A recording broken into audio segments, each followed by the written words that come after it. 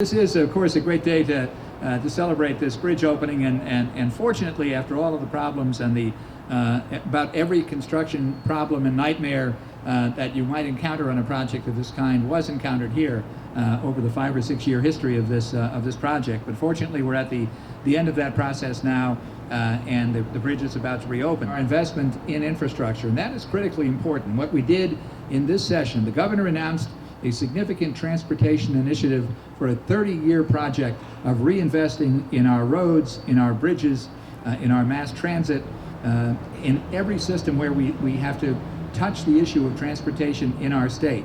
This is a manifestation of that. And what we did this session was to provide a funding stream for that in taking sales tax revenues and providing for 2 very significant initiatives.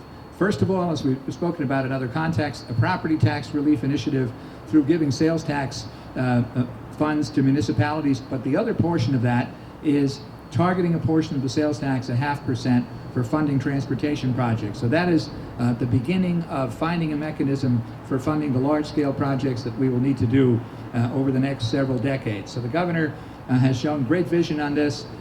He has begun in a practical way to deal with something that, as he said, had been the subject of hand-wringing and anxiety for decades, but no real action. But now we are, in effect, finally taking action after all this time, and I'm very excited about the prospects for further transportation projects now that we have a robust way of going after it. For a long period of time, Connecticut was not investing at appropriate levels to maintain and replace infrastructure. Those days are over.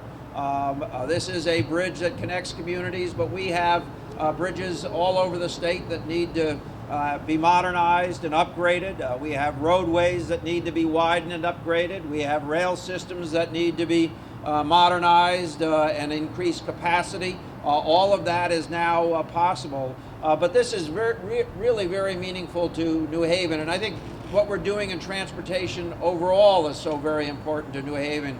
As the mayor said, we're not just linking these 2 communities, but communities all over New Haven coming together.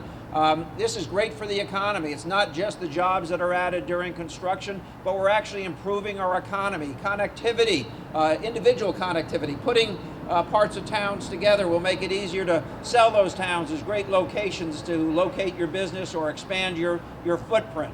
So this is really a meaningful day. What's so important about these transportation investments that we're making both here and across the state is what they unlock in economic development, quality of life for the surrounding communities.